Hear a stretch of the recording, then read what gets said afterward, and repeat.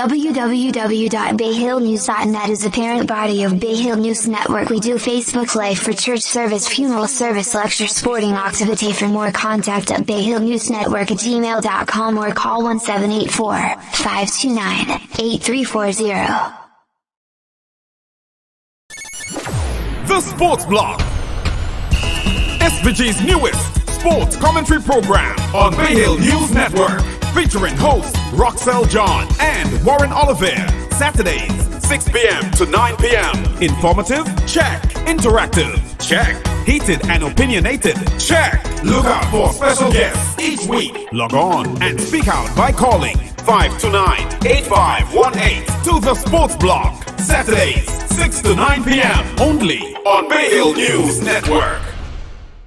Looking for a place to relax with natural cool breeze and friendly surroundings? Then check the Bay Hill Tree Bar, located at Bay Hill Cane Garden.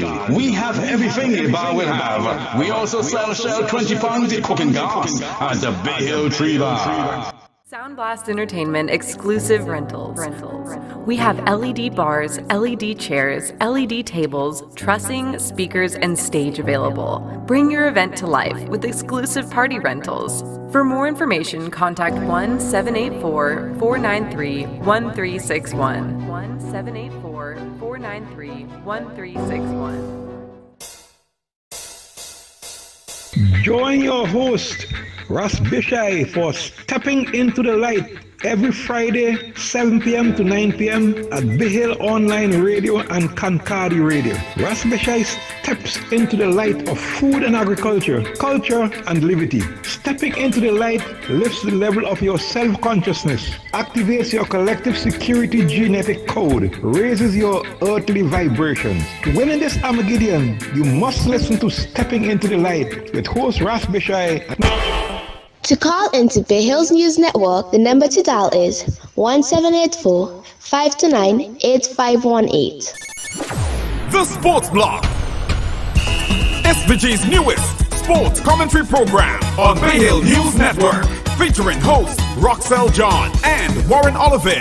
Saturdays, 6 p.m. to 9 p.m. Informative? Check. Interactive? Check. Heated and opinionated? Check. Look out for special guests each week. Log on and speak out by calling 529-8518 to the Sports Block. Saturdays, 6 to 9 p.m. only on Bay Hill News Network.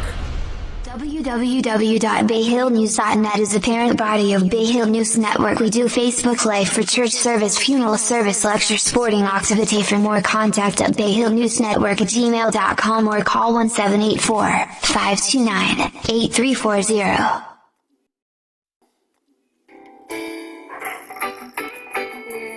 Circling the globe, circling the nations. This is Bell the Nation. Bell the Nation! Bell the Nation! The biggest conversation on this side of the globe. I am Dr. Doris Charles, your hostess. Why not join us on Mondays at 3:30 p.m. to 5 p.m. and on Thursdays at 5 p.m. to 7 p.m. for your bi-weekly editions of Bell the Nation. If you need to hear conversations on current happenings and more, then invite a friend and tune in to www.bayhillnews.net. It's about radical radio right around the world. Bell the Nation. It's a program that highlights issues that touch and concern people's lives.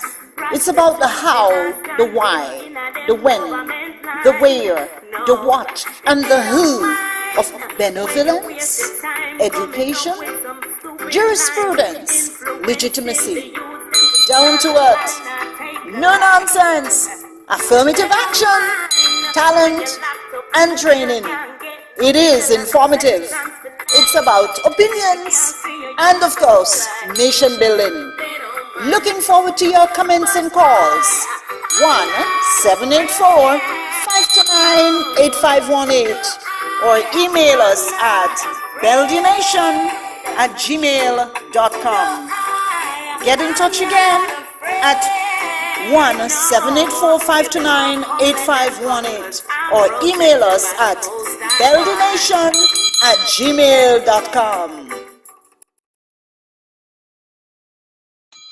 Hello, ladies and gentlemen, boys and girls, wherever you are. Indeed, it's another series, another time around for Bella Nation. I want to extend a very special welcome to you this afternoon. And my name is Doris Charles, your hostess. This evening, we should have with us a number of experts, and I think we are missing one so far. We have with us online, and let's see, we have with us online Mr. Yes, Mr. Williams. We are hoping to have Mr. Walters, Farron Walters, as well as Mr. Rohan Walters. Um, so these are who we have lined up with us, please, this afternoon. Again, a very special welcome to you. I hope you've had a wonderful day. And from us here, we're just extending a very special welcome to you. I'm just trying to fix one little note there to our in studio recording here. Yes, good. So here we have lined up for us this evening. Mr. Williams, I want to extend a very special welcome to you. And Mr. Farron Walters, he is not with us as yet, and we should be having a few more other persons. Yes, Mr. Rohan Walters as well. So yes, good afternoon, Mr. Williams, and greet our listeners, please. You're an expert analyst within the financial sector, as well as other developmental issues that we will be discussing this evening in light of our topic, understanding the economic partnership agreement, that is the EPA, and its relevance to the Vincentian economy. So yes, extend the greetings to our folks here, please. Yes, good afternoon, Dr. Charles. Thank you again for giving us the platform to enlighten and awake our nation, which appears to be sleeping. But Mm-hmm. as citizens of African descent and national of St. Vincent, we Mm-hmm. all play a very important role because this is our watch, and we have Mm-hmm. to prepare the ground for the next generation to come. So I am actually committed to do whatever I can to share what knowledge I have so That's that right. it That's can right. actually benefit the nation as a whole, not an individual, but the entire nation. So thank you very much. Yes, okay. Thank you again for committing yourself to this side of our discussions. We also, let's see if we have Mr. Walters with us as yet. None of the Walters are there as yet. Okay, but we'll keep trying for them to join us at some point. This evening, our compliments, we are coming as usual.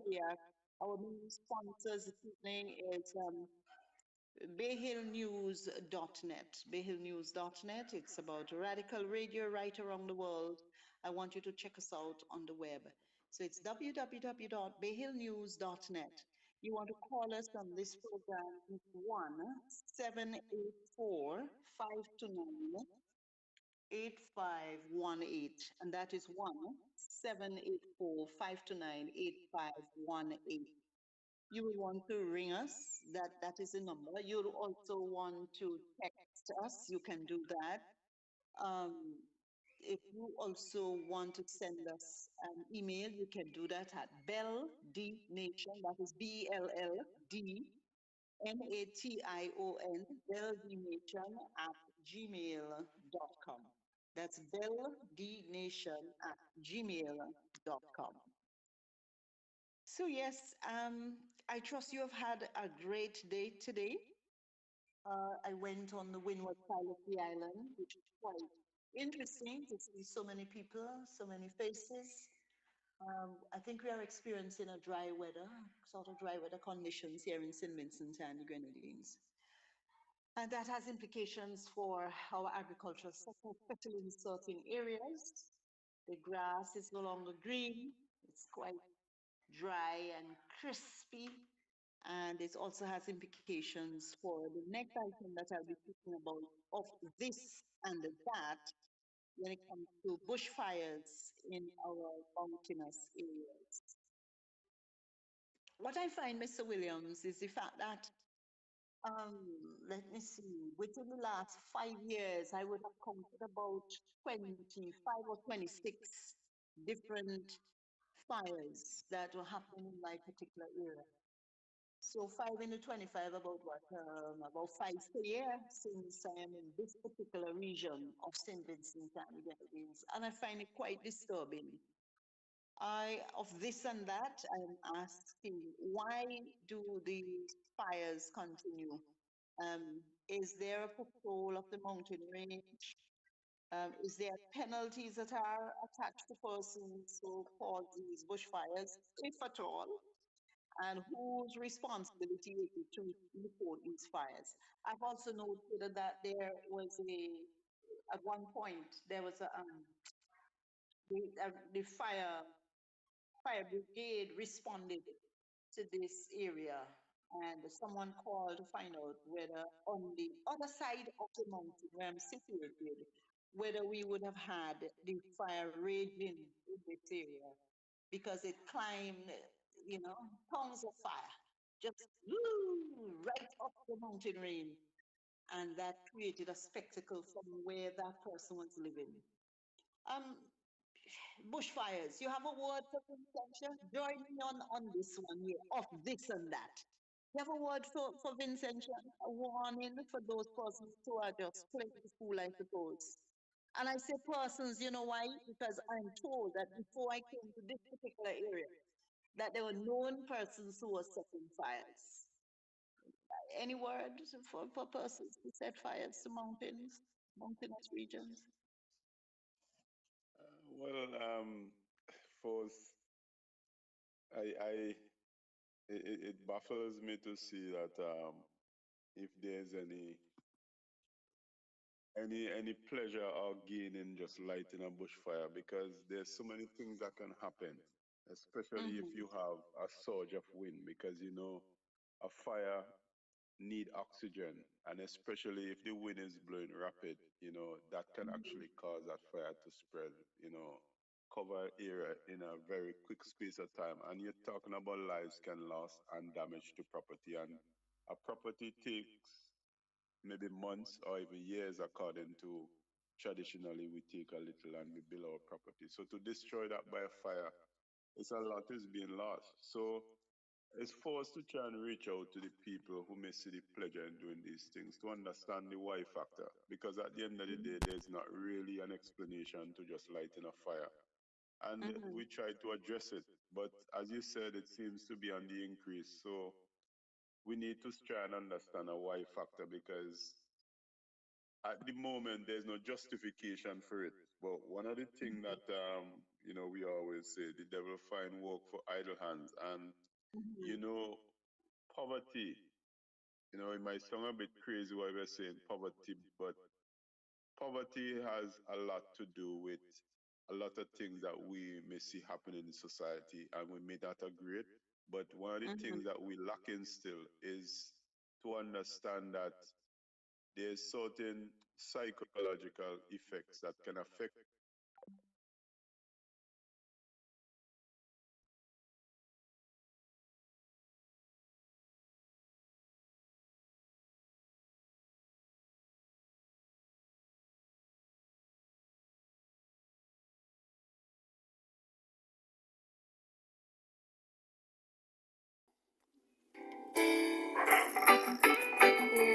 Circling the globe, circling the nations. This is Build the Nation. Build the Nation. Build the Nation. the biggest conversation on this side of the globe. I am Dr. Doris Charles, your hostess. Why not join us on Mondays at 3:30 p.m. to 5 p.m. and on Thursdays at 5 p.m. to 7 p.m. for your bi-weekly editions of Bell the Nation. If you need to hear conversations on current happenings and more, then invite a friend and tune in to www.bayhillnews.net. It's about radical radio right around the world. Build a Nation. It's a program that highlights issues that touch and concern people's lives. It's about the how, the why, the when, the where, the what, and the who of benevolence, education, jurisprudence, legitimacy, down to earth, no nonsense, affirmative action, talent, and training. It is informative. It's about opinions and, of course, nation building. Looking forward to your comments and calls.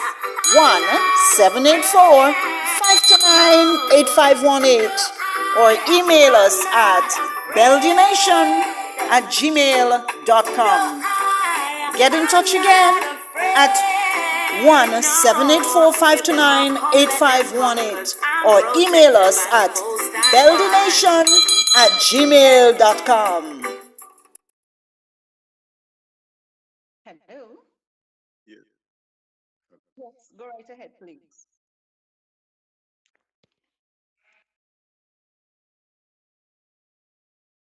Hello?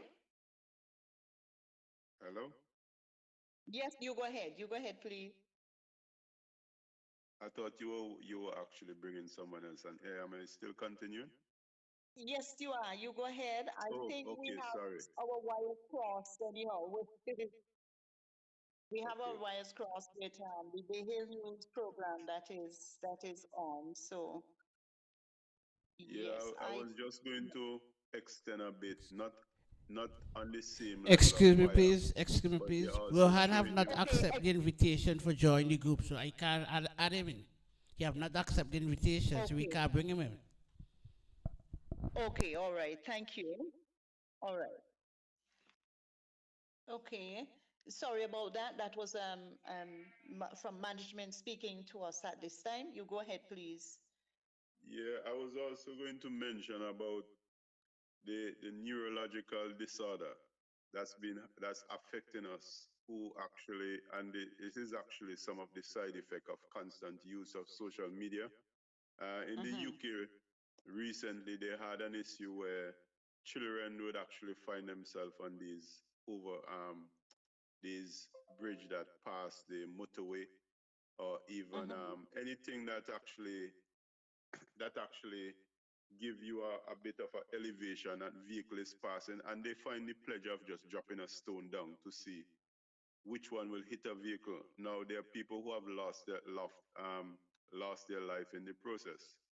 And this Mm-hmm. is this is also something, as much as we have social media, if we do a bit of research on it, and we're not talking about bias research, that it has proven that it also have neurological, Yes. and neurological it's a big word, disorder, Mm-hmm. especially to the young minds.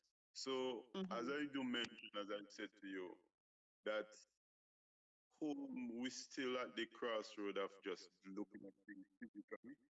And I do hope, and I know we are heading in that direction, that we actually have the expertise that we need than to just look at things more physical. It's just the same with even identifying crimes as well. Mm-hmm. There's always an underlying factor that will trigger somebody to do what they're doing. Now, I'm not saying it is justifiable, it is acceptable, but once you Right. identify the underlying cause or trigger point, then you'll be able to address that situation in a much more professional way than to just the old school arresting somebody, throw them in prison, and then they come back out in the same society, not integrated or not even being transformed. Mm-hmm. Okay. I understand what you're saying. All right, so you're listening to Bell Nation. Bell Nation, the biggest conversation on this side of the globe, coming to you all the way from the Caribbean island of St. Vincent and the Grenadines. We are 150 square miles, yes, in size. On mainland St. Vincent, 133 square miles, and in the Grenadines, 17 square miles. We are told that we are comprised of 32 islands, of which 9 or 10 of us 10 of these small islands are actually inhabited. It is a destination point for those persons who are interested in tourism. So you can come on down and enjoy the sunshine and the great atmosphere here in this small Caribbean island. All right, so compliments this evening of bayhillnews.net. Bayhillnews.net. Look us up on the web. All right, so yes, so of this and that, our responsibility is to care for the environment, to care for each other, but most importantly, to look out to be our neighbors' keeper, so to speak. And we've got to be extremely careful that these bushfires, not just in the Cataract Mountain range, but in other places, I am told, that if they do continue, they can destroy lives as well as, property. All right. So today we should continue with part two of our understanding of the Economic Partnership Agreement, that is the EPA, and its relevance to the Vincentian economy. We should have had at least two other persons with us this evening, but nonetheless, we will carry on and hopefully during the time allotted to us that they will join. I think one at least is having difficulties accepting our calls from our vantage point. We have at least 5 questions that were sent, and we will look at those questions as we also take a bite at the cherry, meaning the bite at the topic on the discussion. One of those questions, Mr. Williams, is why should I care about the EPA? Why should I care about the EPA? And first, of course, we would want to know what is the EPA? That is the Economic Partnership Agreement. Yeah, in order to have that question answered. I think I'll read all the questions. The other question is, would it affect me since I am a Christian and I don't like to hear about this political agreement? Isn't it a political agreement? And the other question is, EPA, what on earth is that? So I guess, why should I care about the EPA and what on earth is that? If you can explain those together. And who is and what is a forum? And the next comment is, these things about EPA should not concern us, but the government alone. I am not worried. They have things covered and soon all will be well. So what exactly is the EPA from your recollection, from your reading? The Economic Partnership Agreement. We have had several documents from the Ministry of Foreign Affairs, and we have done our research, and we have had one of the technical persons to come on this evening is an expert in trade and development. But nonetheless, let's take a bite of this. So carry forum, sorry, I wouldn't want to jump the gun there with carry forum. Let's go ahead with the EPA, understanding the EPA, Economic Partnership Agreement. Some of it we would have touched last week. So what's your understanding of it? Well, it's basically an agreement between our Caribbean state and the European Union. And what, as you mentioned about Christian and not involved in it, the fact, I think one of the things that we get disconnected with politics, we tend to think politics is most something for the elite or the Mhm. educated ones. Mhm. So we tend to have a backbench approach and we tend to not get too involved. The only time we tend to get involved in politics is just mainly when it's time for election. And then we go through this hype and then we just go back to sleep. Now, Mhm. one of the things that we fail to address that politics affect every one of us, and it doesn't have to do anything with your political affiliation. The way you live Mhm. your life is the fact that Mhm. from the price of the goods that we purchase, the Mhm. vehicle, the price of the goods that we use, Mhm. the price of the material to construct our property, the cost Mhm. for the clothing that we import because we don't actually produce any clothing in St. Vincent. Just think about Mhm. generally the goods and service that we all consume. It has Mhm. to, most of it are imported. So we Mhm. all have to understand, try and understand economics to some extent because at the end of the day, by Mhm. understanding economics, we can make a much more informed decision, not only in terms of from a governmental standpoint, but in terms of whenever that we are choosing a leader, we can understand Mhm. because one of the things that leaders are very good at, they try to lost Mhm. us in high vocabulary words. So at the end of the day, we tend to jump up to things that we don't even understand. But Mhm. Mhm. there are some very interesting things as well, not only the EPA, there's some very interesting things that we need to address. Mhm. Who are the main benefactors of this EPA? Because a lot of Mhm. the time that if you look at most of these agreements that we sign, they're actually Mhm. created by external investors or external organization. But we say we tend not to sit down and to find out exactly who Mhm. is benefiting. And as Mhm. I did mention from our last presentation is that I'm not saying that St. Vincent cannot actually represent itself on an economic stage. But if you Mhm. I make the example of putting someone in a ring with Mike Mhm. Tyson, who is a qualified boxer. Now he's retired now to an amateur boxer. He will be defeated. So Mhm. with St. Vincent, I think in order for us to get somewhere internationally, our best approach will be to unify, go as a unified Caribbean entity than to go as an Mhm. individual. Because at the end of the day, there's a lot more disadvantage for us going as a single country compared to going up Mhm. to these big giants like the European Union. Because if you look at all the European countries single handedly, they are much larger than St. Vincent and they have Stick up actually your sat down and they have yes. seen the economic benefit of creating a union, not only the European Union, they have also Yeah. created a unified currency. Yeah.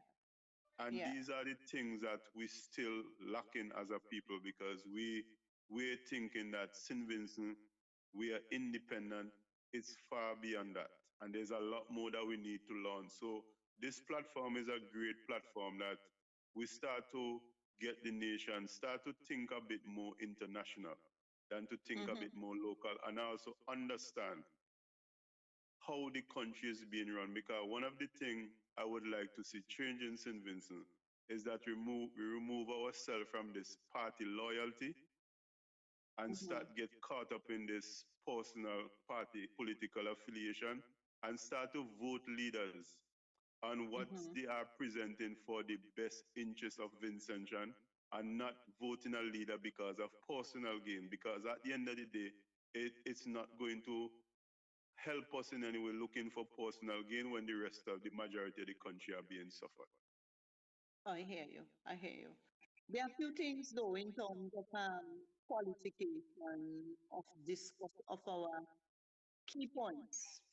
One of them has to do with what really is politics. The actual meaning of that is a set of activities the narrative tellers that are associated with making decisions in groups and so on, or other forms of power relations among individuals, such as the distribution of resources or status. Hmm. Right. So, and then there are different types of politics. So you have political systems, democracies, monarchies, oligarchs, and authoritarian and totalitarian regimes, you know, and so on. And that the narrative goes on and on about defining politics and political associations and so on.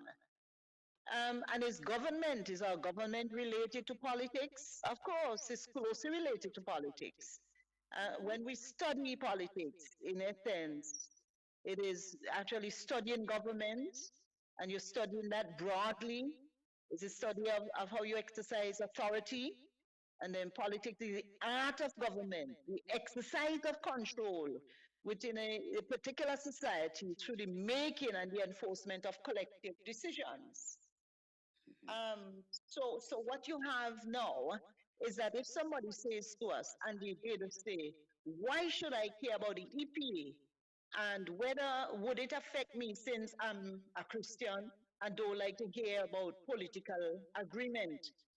While it is true that in a true sense of the word, this political agreement, this agreement, the partnership agreement is not political in that sense. But it is also political in another sense, that it is part and parcel of politicians coming together, sitting down, and formulating an agreement in the interest of every single individual within the state that is governed by a political leader. So in the true sense of the word, it's political. They call it an economic agreement, an economic partnership agreement. You know. Hello. Hey. Good afternoon. Good afternoon. Yes, can you hear me? Yes. We have a caller. Yes.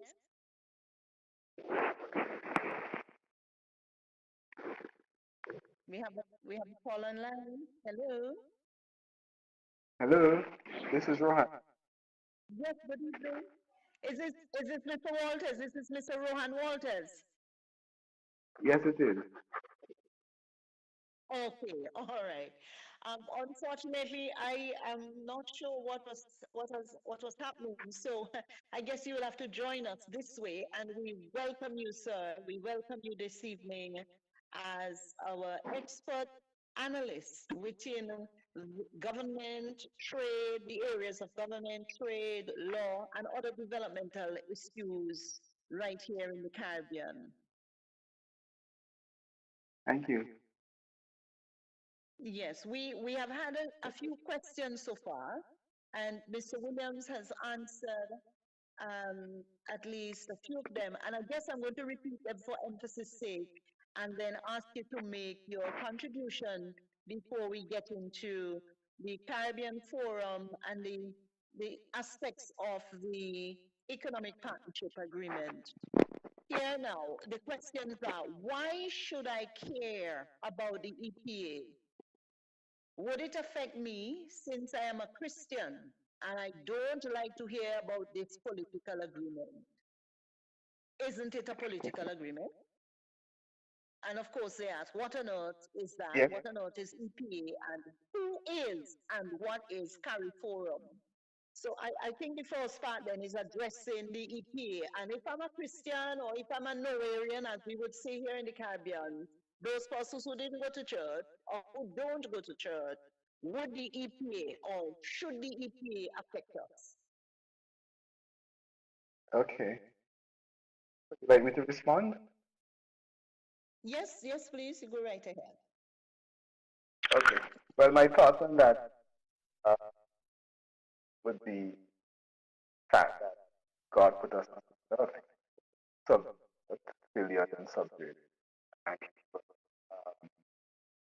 something between our ears or a brain, a mental fact, gives us wisdom Okay, to make choices. we are having a serious echo. We are having a serious echo Ah, from your end. I don't know why that is happening. Yes, I don't know what is Yeah. happening. Yes. Um, Hello? It's not an Yes. echo. I was All thinking, lines Oh, are it's not, open, so you it's not must an get a feedback from all lines. All the lines are open, so Okay, it's not an echo. all right. Okay, all right. Thank you very much. From management, it is not an echo. All our lines are us. So we ask that you go slow as you explain to us, please. Go ahead, Mr. so probably Walters, it's persons over need to to you. mute their phones, those are not speaking. Sorry? I said maybe those who are not speaking now may need to mute their phone. Good evening. Hello? Hello? Hello. Hello? Yes, Okay, Take we a, have take a we station have break for me, Mr. please. Karen Walters Take joining a us as station well. break for me, please. Take a station break for me, please. Let me adjust this thing properly. Okay, we are going to take, all right, we are going to take a station break at this time, so we ask that you bear with us.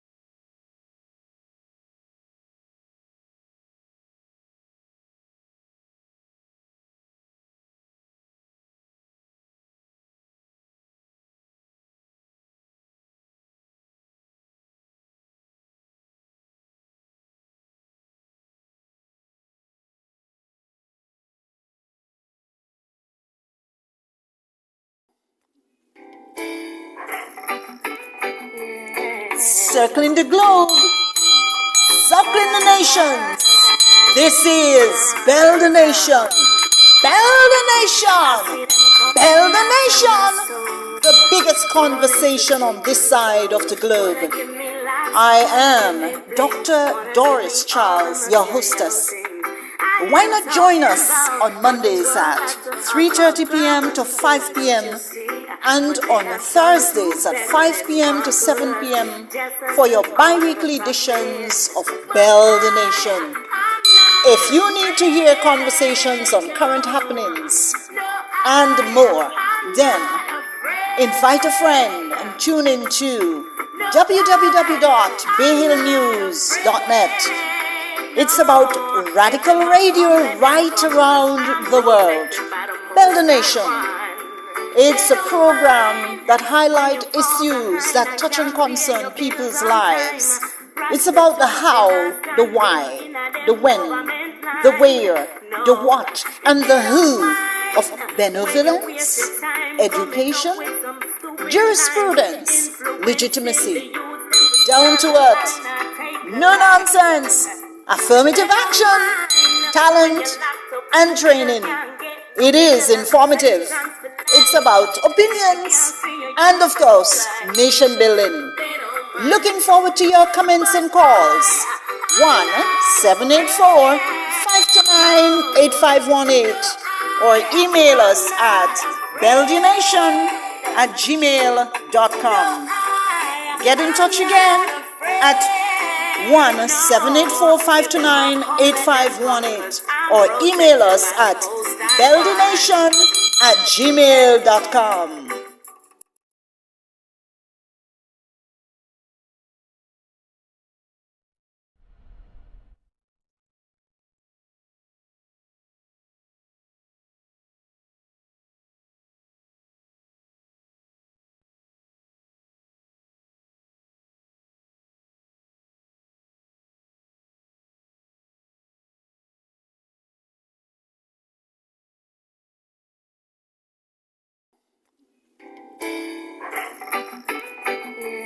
Circling The Sports Block.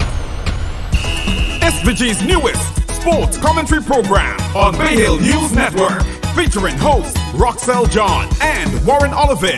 Saturdays, 6 p.m. to 9 p.m. Informative? Check. Interactive? Check. Heated and opinionated? Check. Look out for special guests each week. Log on and speak out by calling 529-8518 to the Sports Block. Saturdays, 6 to 9 p.m. only on Bay Hill News Network. Looking for a place to relax with natural cool breeze and friendly surroundings? Then check the Bay Hill Tree Bar, located at Bay Hill Cane Garden. We have everything a bar will have. We also sell Shell 20 pounds of cooking gas at the Bay Hill Tree Bar. If you are looking for fresh fruit in Kingstown, then Randy's Fruit Stall is where you need to check. Located in Miller Street, next to PH Vera Supermarket. Always fresh and priced to suit any pocket. Check him out and you will see what I'm talking about. It's Randy's Fresh Fruit Stall. Suckling the nations. This is Build a Nation. Build a Nation. Build a Nation. The biggest conversation on this side of the globe. I am Dr. Doris Charles, your hostess. Why not join us on Mondays at 3:30 p.m. to 5 p.m. and on Thursdays at 5 p.m. to 7 p.m. for your bi-weekly editions of Build the Nation. If you need to hear conversations on current happenings and more, then invite a friend and tune in to www.bayhillnews.net. It's about radical radio right around the world. Build a Nation. It's a program that highlights issues that touch and concern people's lives. It's about the how, the why, the when, the where, the what, and the who of benevolence, education, jurisprudence, legitimacy, down to earth, no nonsense, affirmative action, talent, and training. It is informative. It's about opinions and, of course, nation building. Looking forward to your comments and calls. 1-784-529-8518 or email us at belgianation@gmail.com. Get in touch again at 1-784-529-8518 or email us at belgianation@gmail.com. Bell the Nation, we want to welcome you back. We thank you very much for understanding. We are back with you live and direct from St. Vincent and the Grenadines, the biggest conversation on this side of the globe. You can call us at 1-784-529-8518.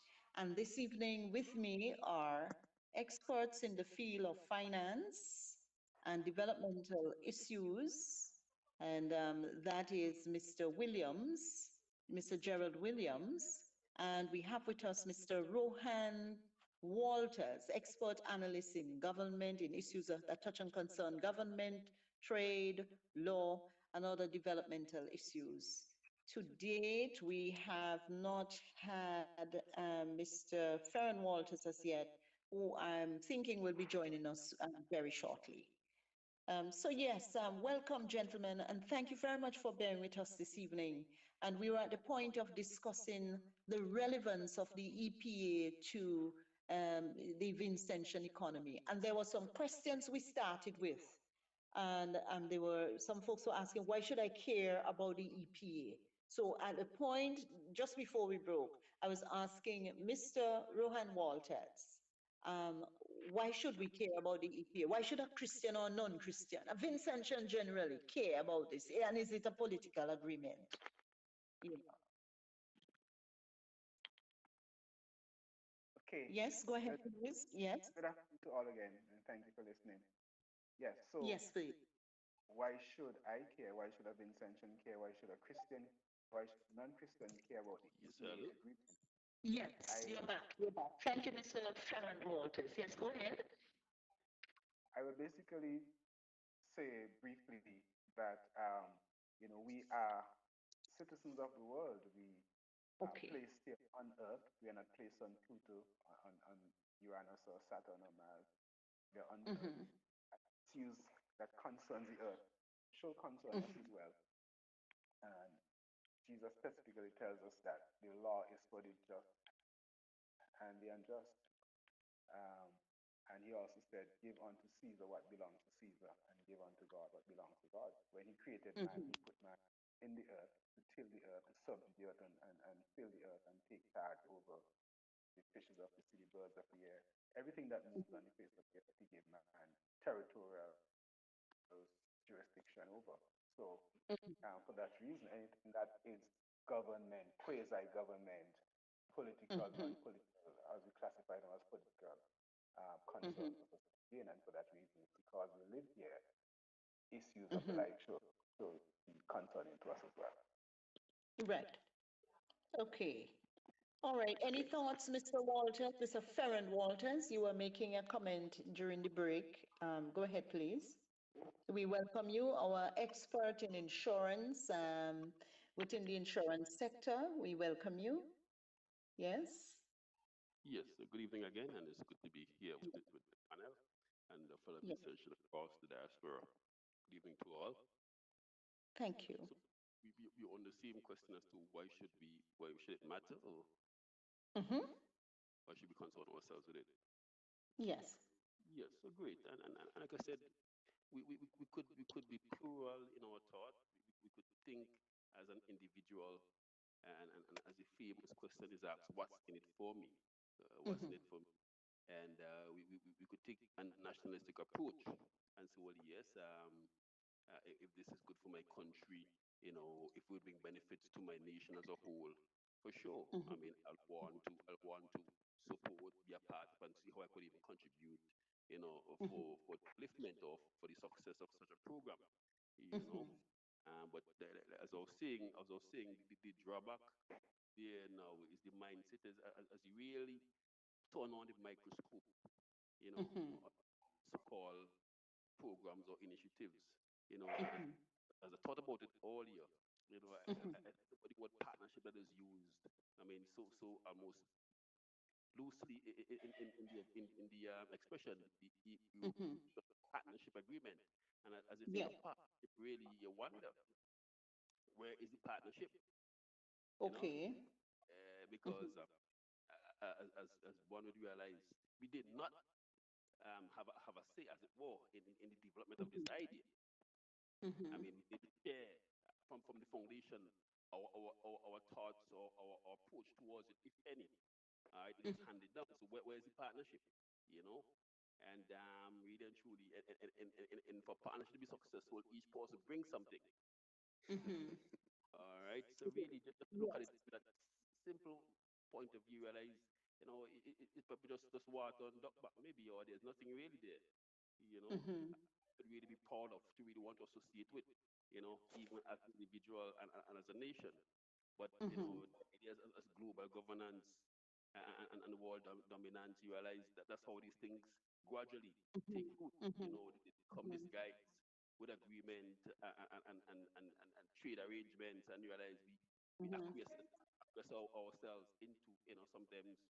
But one of the things, one of the things we must say, in principle, it seems to me as if, part one of the EPA with trade partnership for sustainable development, it seems to me as if that was nailed, well, not in stone or marble, but that in principle, it appears as if it could have worked.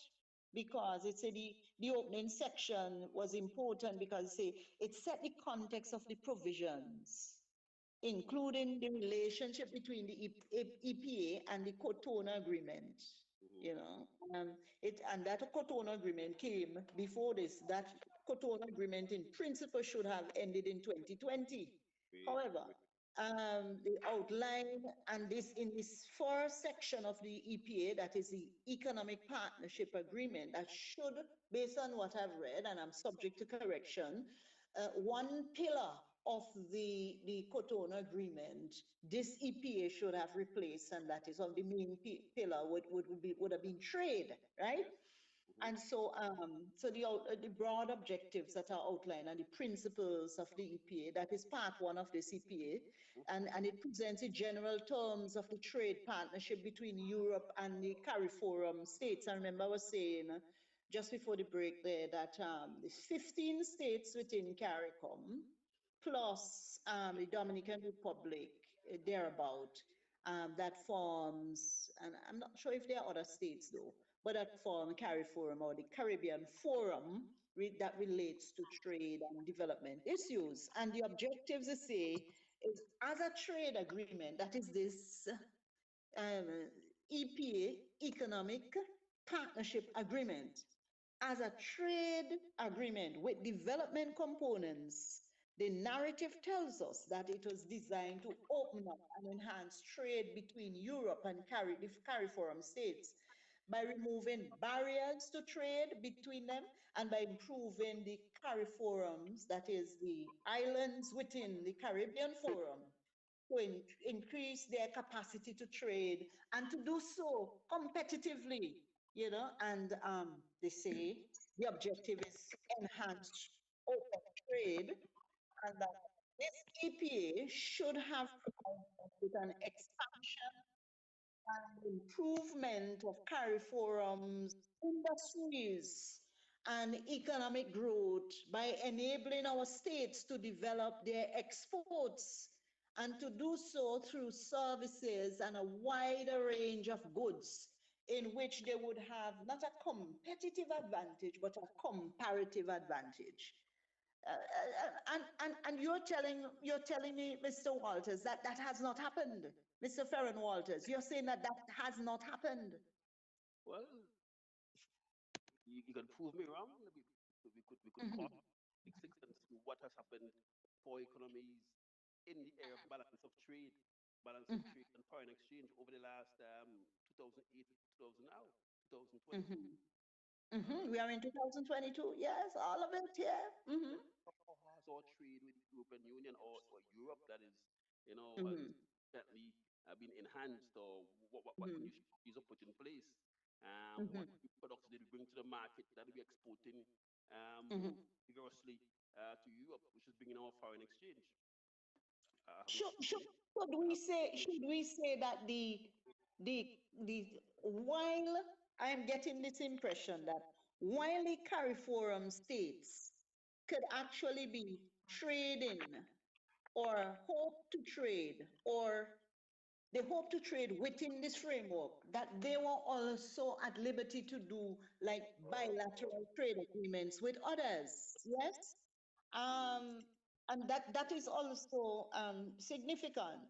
But when we go to these rules and objectives rather, I beg your pardon, that one of them said to provide rules to ensure that trade between CARIFORUM and Europe is fair, and accommodates the marked differences in development between the two sides. And at the same time, to ensure a sustainable development by committing both CARIFORUM and Europe to exercise international best practices in trade that prevent environmental degradation and the undermining of labor standards, labor rights, and human rights. And you go the principles again that says equality of partners and the ownership of the development process, participation, regionalization, special and differential treatment, and trade principles. They are a big word named asymmetry, cooperation and financial and non-financial development assistance from Europe, reciprocity, meaning I go trade with you, go trade with me. Most favored nation tenant, CARIFORUM and Europe are obliged to extend to each other benefits granted to third parties, foster regional integration, national treatment, differentiation of treatment of CARICOM LDCs, and regional preference. I don't know, Mr. Rohan Walters, you want to throw in something here? Because there are things like development cooperation, and they seem to be repeating a whole heap of words, some key words that trigger in our heads. That's from where I sit.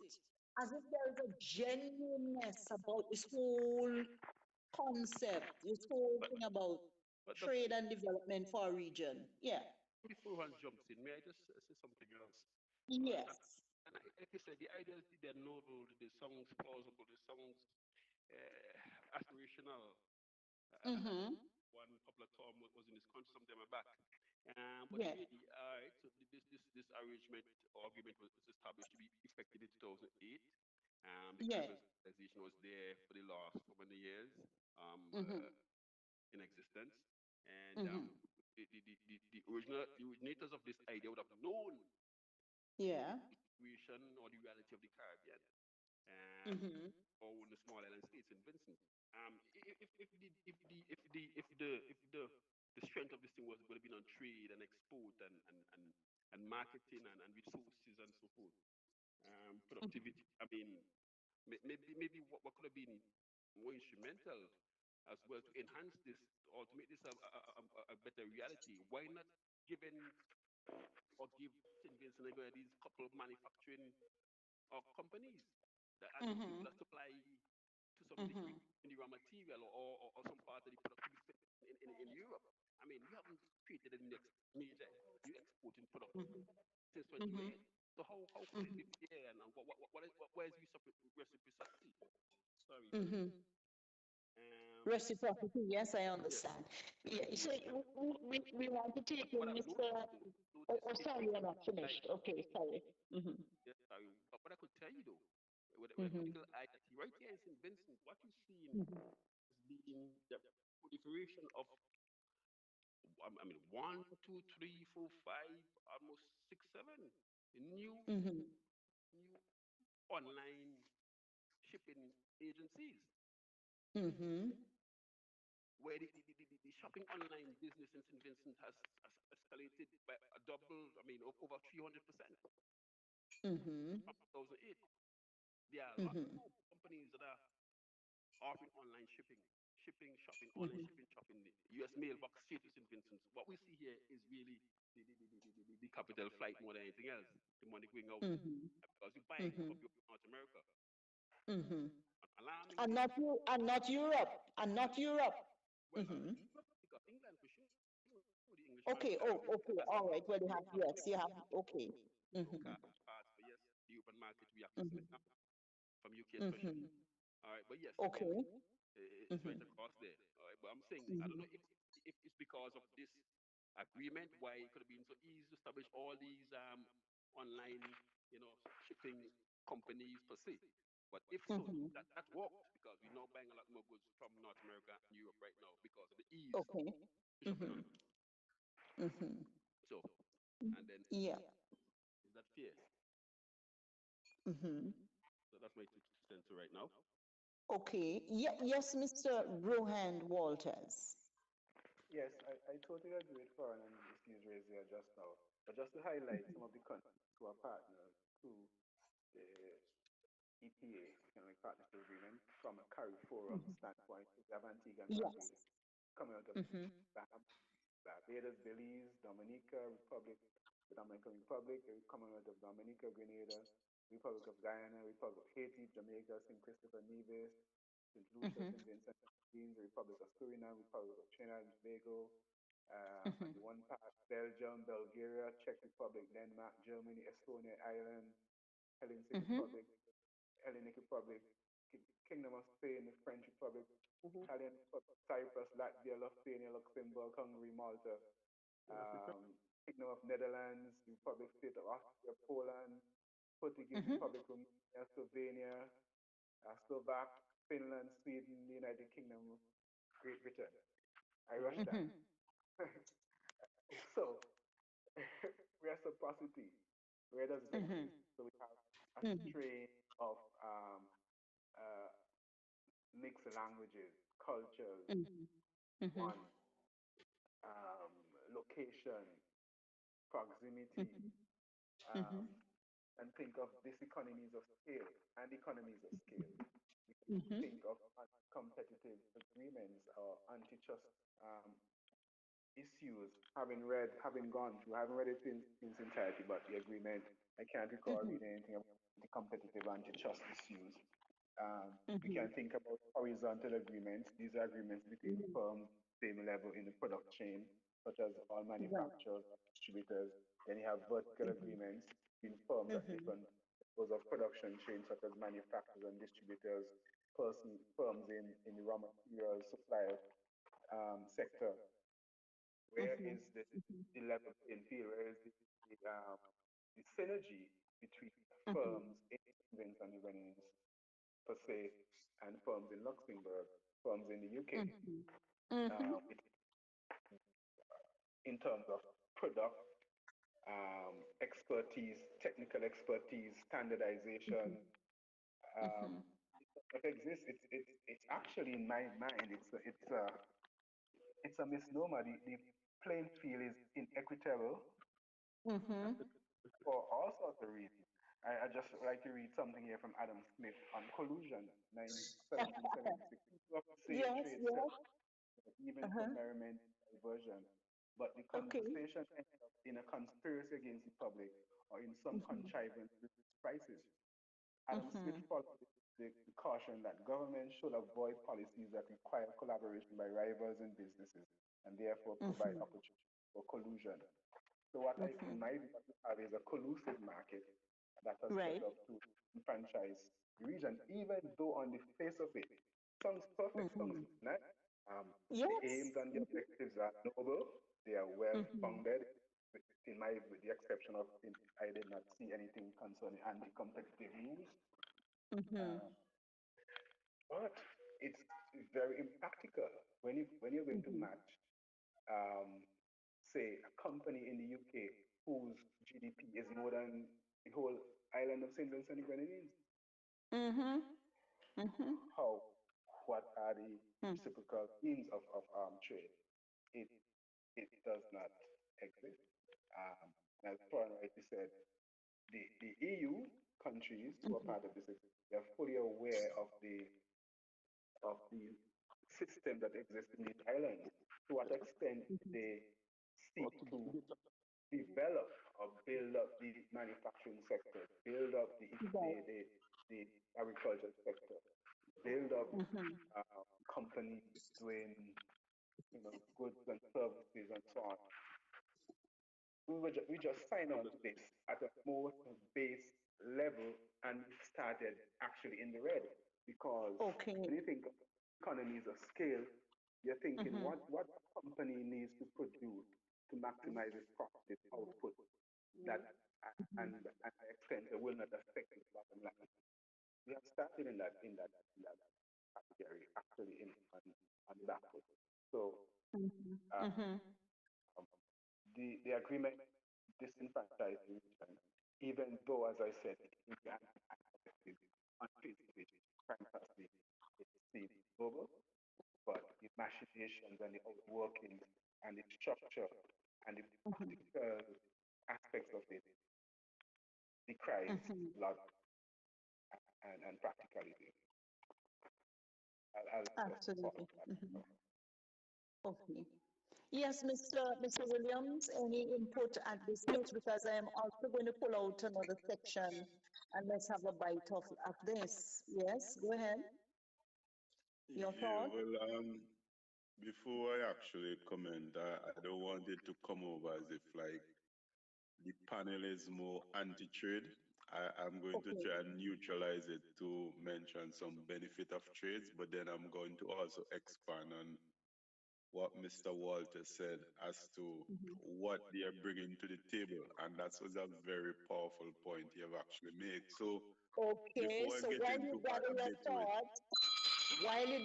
thoughts, you're listening to Build a Nation, the mouthpiece of the National Liberation Movement right here in St. Vincent and the Grenadines, a movement that is geared towards development of further development of St. Vincent and the Grenadines. You can call us at 1784-529-8518. And remember, we are coming to you with the compliments of www.bayhillnews.net. BayhillNews.net, radical radio right around the world. Check us out on the net. Yes, please. Go ahead, Mr. Williams. Yeah, I just want to just highlight some of the benefit of trade. Number one, it actually um, improve economic growth. It actually provide jobs because then if we have an expansion in trade, eventually you would actually bring in more employment, and with more employment, it generate more income in terms of income tax. But one of the, and then it also reduces poverty in the sense that if you have more funds accessible, then you'll be able to actually acquire some of the basic necessities that you may not be able to have if you don't have that financial resource. And also, it gives us an opportunity to have a variety of goods, safer goods that we may not be able to actually produce locally. Trade can help us to acquire some of these goods. So, as I said, I just want to neutralize the panel because listening to it, we might come over as if all of us are anti this EPA trade. Then what I also want to highlight, as Mr. Walter said, is like, what are these foreign trade partners bringing to the table? And what we fail to realize, the EU is the world largest trading and investment bloc. And let's take note of that, which is very vital. And that is why I come back to the point I've mentioned. How on earth we can expect a little country like St. Vincent with just a little population of 100,000, just over 100,000, can come up with the world largest trading platform and expect that we can actually have a trade agreement where we can actually come away and say, okay, there's something in it for us. So, as Mr. Walter said, I would like us to expand on it. Most of the time, what is happening to us, we are not being educated in a sense to spot opportunities. And what these Europeans are very good at is spotting opportunities. And also, I can't remember which one of the panel mentioned. They are also very good at taking our product at a raw material stage. So, as much as they're saying they're trading with us, we are actually getting less for our product because we are not thinking about creating industries because that is where the money is. There's money in the raw material, but in terms of packaging, these are some of the things. So, what we have to try to think about, we need to, and I will still elaborate on it, we need to move as a group because and even look at NATO. America is actually, this is more going on a more war side. America is very powerful on a military play, on a military platform. But then if they go up as a single country, they are putting the whole army at risk. So what they do, they form a coalition. And NATO actually is a member state of several countries coming together. So if we really look back and take a look back at how all these trade platforms work, they don't go as a single entity because the European Union is a combination of 27 member states. Not to say they can't go alone. So the point I'm trying to make, and I just want to expand on what Mr. Walter said, we need to start to have to think about group economics, and we need to start to think about industry. And secondly, we need to start to think about supporting our local products, local economy, because at the end of the day, the more, I can't remember who mentioned, most of our spending power, as we get our salary, that money is actually leaving the country maybe in one financial transaction. So we need to start to think about how we can get this funds circulate in the community at least 2 or 3 times. Now we can't stop finances leave the country, but if we have a lot more people who are supporting local, we can actually help to generate a lot of funds locally than to always have to look externally. And we have to know that has to begin from our education system. All right. So here's something, switching gears a little bit. The EPA was signed in October 2008. And a whole heap of objectives are mentioned all over the place. But one of them was to increase trade between the EC, that is the European Community, and the CARIFORUM states. Remember, we discussed previously that we have 15 Caribbean community states, so to speak, as well as the Dominican Republic. So the EC increased trade between them by doing a whole lot of things. One of them was reducing trade barriers. And the narrative says that there are a number of trade barriers, and I want to know how many of these actually apply to St. Vincent and Grenadines that may have had a restrictive something, a kind of blanket kind of focus in our own, would I say silo, in our own little cocoon here. For example, health and safety requirements as well as packaging and labeling requirements, tariffs and trade quotas, currency or exchange rate of currency for trade transactions as per the uncertainty, the exchange rate uncertainty, and increasing transparency and competition across markets or trading blocks. Technical barriers to trade, non-tariff barriers, and some examples are like license, quotas, embargoes, foreign exchange restrictions, and import deposits. Are these on Vincentian products? What does a non-tariff barrier do? Yes, we know that is any measure other than a custom tariff that acts as a barrier to international trade. So I'm more or less answering my questions. And these are things like regulation, rules which dictate how a product can be manufactured, handled, or advertised, rules of origin, which require proof of which country those goods were produced in, and so on. So, so my thing about it is that some of the things I just mentioned there don't currently exist. Are we talking to the right people here at this forum? I remember pulling back from my memory, recalling that there are a number of things sitting at the High Commission in London, and you ask certain questions of Vincentian producers. And we can't access, you can't import anything. We into 2010, that was the first thing I organized under the guidance of our High Commissioner, His Excellency Senior Lewis.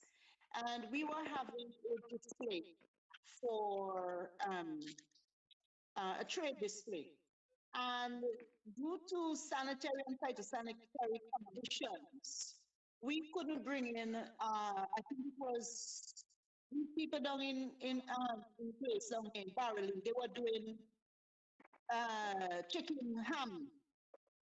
Yes, they were doing chicken hams. And we were advised that in order for those to pass, the hams to pass customs and so on, we had to say that they were coming for a gift, to the UK. And I remember we brought in quite a few persons from those big companies, big supermarket chains like Asda and Waitrose and so on. One of the things one of the gentlemen asked me said, "This tastes absolutely lovely." And so where can I get it? Where can we get some of this into St. Vincent? From St. Vincent in the UK. And I looked at a few persons, they looked at me, and believe you me, we couldn't go further than that. Why? Because there were these health and safety requirements that St. Vincent Grenadines could not meet. And it hurts me. So when I go through my stuff again, as well as packaging and labeling requirements, there were some other products as well that in terms of packaging and labeling. I remember getting some information from well, the company is no longer thing, and he was saying, look, Mr. Doris, in a few years' time, you have to have requirements say about how many units of this particular thing that the pregnant women could drink and so on. And, it was an alcoholic beverage he was talking about. And he was saying, well, unfortunately, he would not be able to come back to St. Vincent to continue the production of this particular liquor and so on. So, I mean, it's as if I'm answering my own question, but I want to hear from you guys. Current trade barriers. Yes, Mr. Rohan Walters? Yes. Yes, if I jump in now, as you, I think, cited those examples, practical examples, but real examples of the technical and practical barriers to trade. Right. Um, so the practical reality that you are faced with in the UK is that we have significant systemic and endemic issue from a trade, economic, business standpoint. So, put it in other terms, we don't have a budding, vibrant export market. Our businesses are not keen, they're not aware. But they're aware when that we sign on to the EPA, were they aware that, of the potential benefits that avail itself if they sign on to the EPA. Um, so it seems as though we are totally clear. So if we don't have a practical, vibrant local economy working, then it is not possible to export that because it is not functional. It's not happening from a local standpoint. So, So are we Mr. Williams, doomed? Are we doomed? Is that what you're saying? sorry, No, I'm saying, are we doomed? Is that what you're saying? Are we doomed? Is our not at economy all, not at doomed? all, Mm-hmm. not at all. And as Mr. Williams, balanced approach is not that we are not for trade. By all means, we are for trade. By all means, we are seeing the potential, the massive potential, the exponential growth that avails itself. If we were structure ourselves, position ourselves accurately from a manufacturing, product development, design and product development standpoint. So we're not doing at loss. It's just that the current um, business climate in Vincentian needs to be stimulated. There needs to be stronger private-public sector partner agreement. Businesses need to understand the potential, especially now in the 21st century, of internet and export and buying online and not just being satisfied to have a small shop mentality on street. And that's all. You have to go beyond your paradigm. You have to think about the world. The world is now your marketplace, not Right. Vincent. Matter of fact, we don't even trade properly amongst ourselves. We don't even trade effectively within the Caribbean bloc, much more export. Right? So charity begins at home. We have to develop our local market first. And I think that is probably the reason why the EPA agreement is not getting the benefits that are available because there's no foundation. And as I Okay. would have said in the last meeting, when the EU started, they had a budding coal and mining arrangement in place. They were exchanging goods and services. Then they realized, okay, we have an effective market of goods going back and forth across the EU bloc. Let's now put legislation in place. But now we are still, we have a legislation in place, but we don't have the functional market system that work. And for that reason, So we have international trade. We have an international trade desk. We have we have a whole department, Ministry of Trade. So we have local trade and we have international trade. I what am are we about? familiar with What are we? our What is the frequency? What is the frequency? Where are they going? Where's the market? Where's the data? Are we doing soap? Are we doing product soap? Are we doing products from cocoa? And what quantities are being produced? What are our source market? What is our target market? What revenues are we actually earning? Where is the manufacturing sector? Where are these factories? Where are they being produced? So uh, I think those are the questions that we have to answer. The last time I was home in 2015, um, I learned of the redevelopment of our cocoa market. How is that going now? Where direction is that heading? So yes, that's my thought. Those are my thoughts on now. Okay. Whose turn is it now? Mr. Walters, the younger? Yeah. Here, I'm here. I'm just thinking as we speak and we shed some light on this the whole arrangement and how it was conceptualized, you know,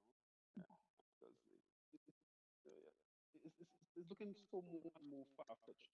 I mean, I know just around 2010 up to 2015, uh, maybe as a result of this EP, agreement. On all the sector, on the subsector of trade, IP, intellectual property, on. It would seem like it would seem that there might be some positive uh, in the entertainment, music, entertainment industry. All right. You're right. Yeah, it seems like the Calypsonian, maybe the soca artists and so on might have been able to eke out some bit of benefit from this as regard IP, and how even the music and the skill, if when they are used apart from they can be paid Right. for it, even silently, you know, but by using and how the whole IP laws are being structured. All right, I'm thinking in the area there could have been some benefit, but is it really wholesale? What it which really move in as much and creep on, you know? This opportunity really should, or to an extent. But yeah, I mean, even in this in tourism, um, we see the decline in the tourism industry since from 2008 right up to 2010, and it's happened again last couple of years. But okay, we welcome the tourists here. I mean, it came in increased passengers the last decade or so.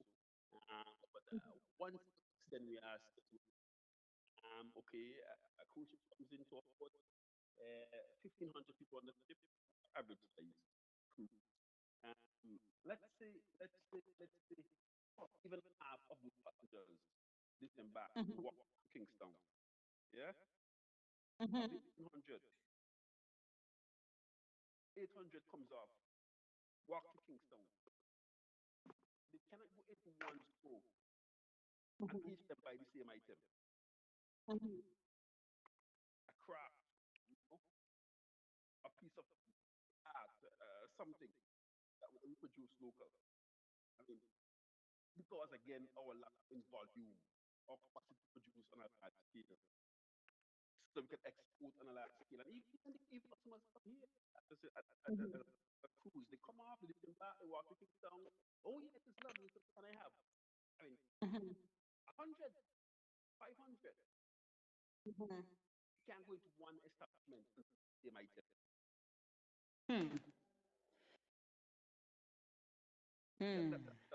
That's how low and small our production is. Our capacity to produce is. You know what I'm saying? We all blend in the 8 ball. We all blend the 8 ball. We come in the eight ball with these arrangements and agree. So I understand the framework. I mean,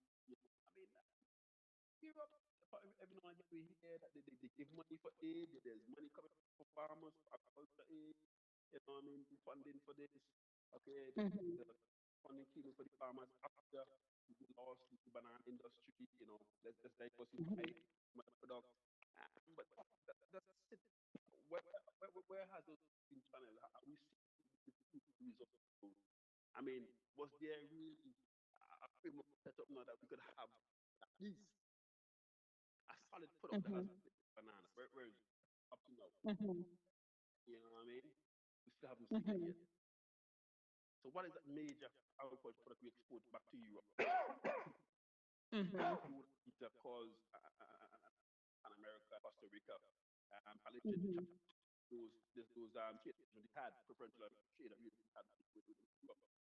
And that's one reason why they had to crush food and implement it to make it fair for everybody. But it can't be fair when and they need to help us to produce that machinery, manufacturing, and the skill set and the size of the factories, and even the cost of production. You often hear that, for instance, even the cost of electricity, this incentive for businesses, it's cost expensive to really run business as for electricity, energy cost. So I mean, all these things. I mean, have they been addressed? In a practical way, support in the back end. Um, or if there needs to be these large establishments to help us to create that value we could really export or even regionally among ourselves and on that fair share of the market. The structures have been put in place, as I said. Yeah, okay. Mr. Williams, because there are two comments that roll here. Well, one is a comment question, one is something. Isn't agriculture and fisheries treated under the EPA? Isn't agriculture, and yes, I saw the narrative, and I will bring that back to us just now. Isn't agriculture and fisheries treated under the EPA? Agriculture and fisheries. So as I say, I'm going to bring that back. I will scroll back. And the other one is our artists in the UK is a possibility. Well, I mean, probably our possibility. So that's the question. Our artists in the UK is a possibility. So, and I think I am looking at how are cultural services treated in the EPA. And I'm going to bring this before I bring you Mr. Williams. But you're listening to Bell the Nation. Bell the Nation, the biggest conversation on this side of the globe. We are coming to you live and direct from St. Vincent and the Grenadines, one of the smaller islands, smaller developing states in the Caribbean. And we're coming to you from www.bayhillnews.net. Radical radio right around the world. How are cultural services treated in the EPA? In the EPA, I'm reading the narrative. The culture sector, particularly entertainment services, is addressed firstly through two instruments. One, their market access commitments by 26 EU member states for entertainment services from St. Vincent and the Grenadines and the other CARIFORUM states. This access to the EU market is regulated by the conditions detailing the services and chapters of the EPA.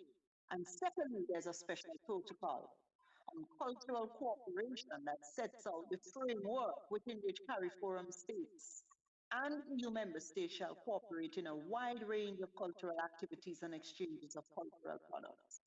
So let us suppose that in the area of agriculture and fisheries we have failed. Can we say then that we have made some successes under the cultural services that are treated in the Economic Partnership Agreement for St. Vincent and the Grenadine artists? Your thoughts? Mr. Williams, you want to take a bite at the cherry of this? You're breaking up a bit, please. I don't mind if you can just repeat that again for me, please. Okay, so there were two questions. One of them, well, comment sort of. Our artists in the EU is a possibility. So that is what the question. And then I was reading. Are you hearing me, Claire? Yes. Yes. So I was reading from a special section, special section of the EPA, facts about the EPA. And how are, in response to this particular comment / question that was raised by someone, so how are cultural services treated in the EPA? So I wanted your take on this. And I'm saying that there are provisions here, special provisions. Firstly, market access commitment by member states for 26 member states from the EU member states. They committed to entertainment services from St. Vincent and the rest of the CARIFORUM states. And the access to the EU market is regulated by certain conditions that are detailed in the service and investment chapters of the EPA. And on the other hand, I'm saying, secondly, according to the narrative in front of us here, there's a special protocol on cultural cooperation that sets out such framework within which CARIFORUM states, St. Vincent and Grenadines included, and the EU member countries shall cooperate in a wide range of cultural activities and exchanges of cultural products. So I'm saying that, for example, let us say in terms of culture and cultural exchanges that we have had some successes. And we didn't have as much in terms of agriculture and fisheries. Can we say, therefore, that there's hope under this economic partnership agreement? With specific reference to culture and cultural exchanges? Well, we look back at since we gained this so-called independence, I mean, let's just address it from a national standpoint. What can we really feel proud to say that we have advanced since the invaders have left the shores of St. Vincent? And one of the biases that we're still having, which is very critical to every economy, is the setting of the price structure. Now, as I can't remember if it's Ferran or Rohan mentioned, is that we fail to address things from a national standpoint. So when you look at it, our farmers, they have to pay labor, or even they pay, even though they don't pay a laborer, because a lot of our farming is more subsistence or peasant farming, so we don't look at it on a large scale. Even though they don't pay a laborer, they have to put in X amount of hours. So when you're selling your product, you should be selling it incorporating all those expenses to make sure that you get a return. Now, when these trade prices are being set, these actually these expenses are not factored in to take into consideration to say, well, the farmers, the lowest they can sell is at this point, so at least they can break even. The trade prices that are given to us is just we don't have any negotiation with it. We just have to accept it. On the other hand, when these products are actually when they are actually manufactured and packaged, they are actually incorporated the expenses to ensure that on the other hand, the benefactors, they are actually factoring their expenses. So most of the time, unless you have a glut in the market, they are actually selling at a profit. And this is something that we haven't addressed from since that time. So any trade agreement that is not factoring the expenses of our farmer is no trade agreement at all. And we are agriculture-based country. Where can we go and feel comfortable to say, okay, this is actually the corporation or industry that buys our cocoa. This is the corporation or industry that buys our Edo. This is the corporation or industry that buys our banana. Still to date, we are still limited in terms of accessing. And as you mentioned, from an international standpoint, we tend to have no objection to accepting America or European standard. But yet when it comes to we actually having a reciprocal trade agreement with these countries, we have to meet their standard.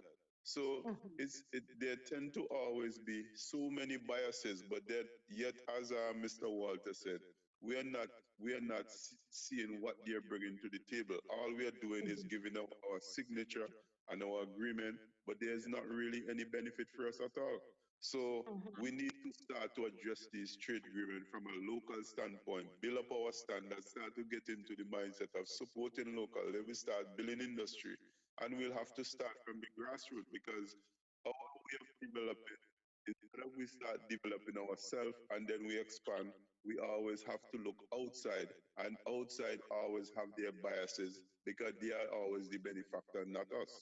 So we constantly into the revolving of poverty, and that's why we can't get out of it because our mindset, the trade agreement, going as an individual country, there's so many things against us as a country, and I will still lament that we cannot expect to get a lot going as a single country. How about our cultural services? And as I was saying, maybe you hadn't heard that little piece that I had mentioned. Our cultural services generally are treated in the EPA, and it was outlined. Hello? Yes. Yes, we have a call. Oh no. Okay. All right. Yes, we continue.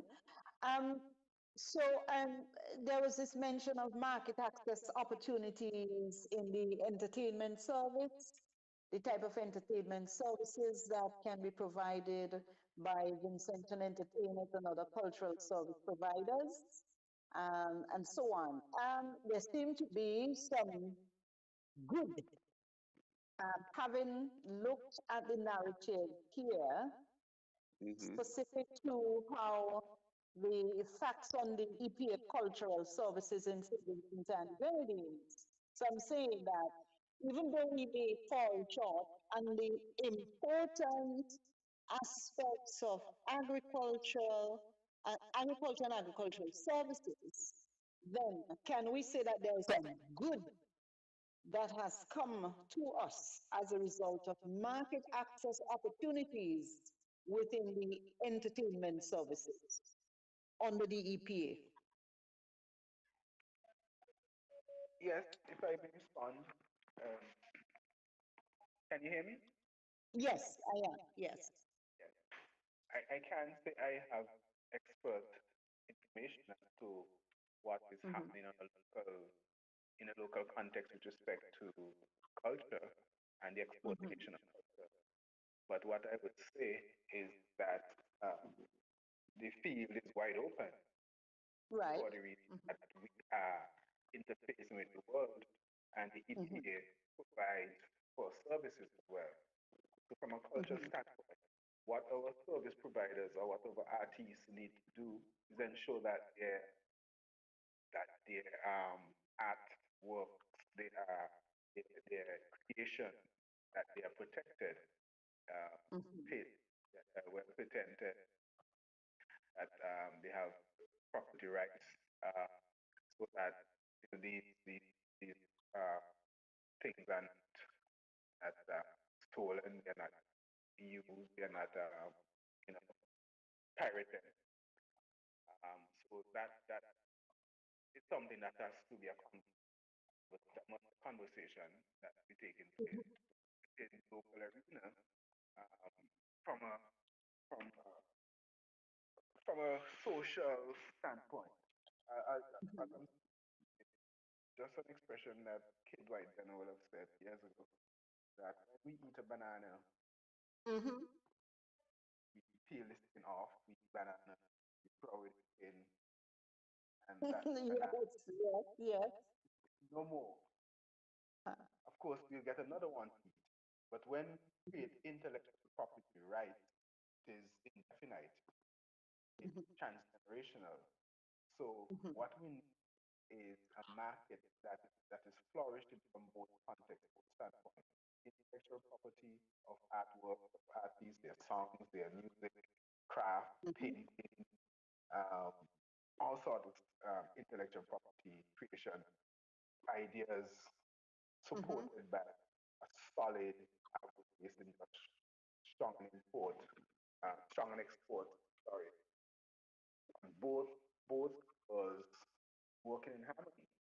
Uh, I'd just like to just make reference to the agreement here, which respects Sorry. Sorry. some basic items that are being traded.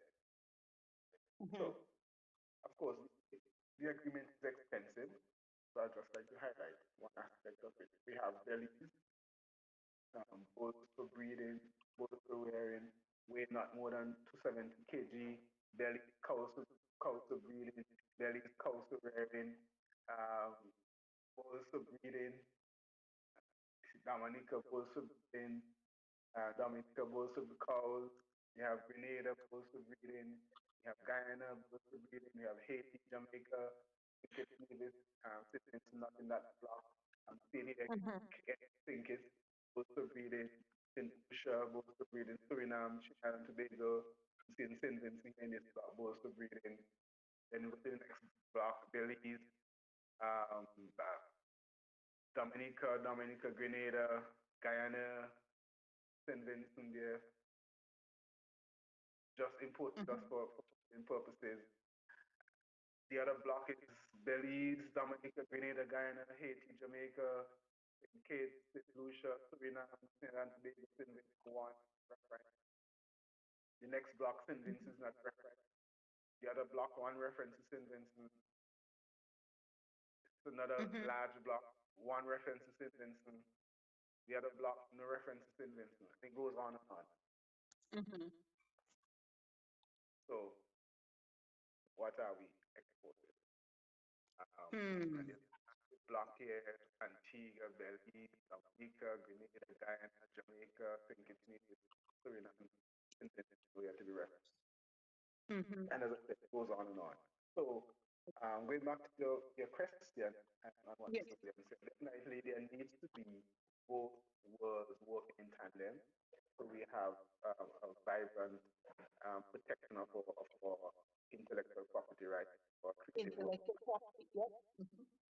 and supported by strong agro-based export industry that is supported and subsidized by the state and private sector by because it is a numbers game, and the advantages are great for our for manufacturing sector for our farmers because you have millions of persons to export to. Mm-hmm. So you can sell at a fair price, as you were speaking about how do you actually price your goods and services. You can sell at a fair price and maximize on a fairly decent profit margin because you're selling to millions. Mm-hmm. So the world is the market is there. It's just for us to have that serious conversation within the state, within the nation, the island, discussing these things, trashing out these things, our farmers understanding these things, and then Mm-hmm. developing the sectors, developing our raw material sector, developing our production sector, production and design, clothing out of bamboo. We Mm-hmm. can all sorts of products from the marijuana plant, Yes, medicinal, yes, I was told that textiles, recently. Yes, yes. yeah. Uh-huh. Even our recent volcanic situation, we are actually walking on gold in St. Vincent and Yes. Grenadines. There are so many benefits with volcanic ash for farming, Mm-hmm. for health. It's just endless things that we have in our nation, but we're not aware. And as Mm-hmm. scripture friend says, people die for lack of knowledge. But not for lack of knowledge, yeah. So that's Gentlemen, my any other thoughts on this particular issue? And while you gather your thoughts, I want to touch briefly on part three of the EPA, dispute avoidance and settlement. Because in any business, you're going to find that we're going to have a little fight. That I just sell you my mango for $3 and you go and buy it for $2, and we may not agree and so on. And you could you assess this at different levels, and so on. So before we get to that, yeah, you're listening to Bell the Nation. Bell the Nation, the biggest conversation on this side of the globe. I know you are listening. All over the world, we have persons in Portugal, in the United States of America, in many of the western states of Africa, all the way down to South America, folks in New Zealand are listening. You name it, we have folks listening to us, following us through BaleNews.net. Check us out on the web. It's www.BaleNews.net. Our main sponsors for this program. So yes, this is the nation, the mouthpiece of the national liberation movement. So part three of the EPA, dispute avoidance and settlement. The president said they write them in such a way to help us to avoid and settle disputes that may arise between Europe and CARIFORUM. You know what really hit me? In the event that's compliance, you have the dispute resolution is facilitated between two tiers: consultation, mediation, and arbitration.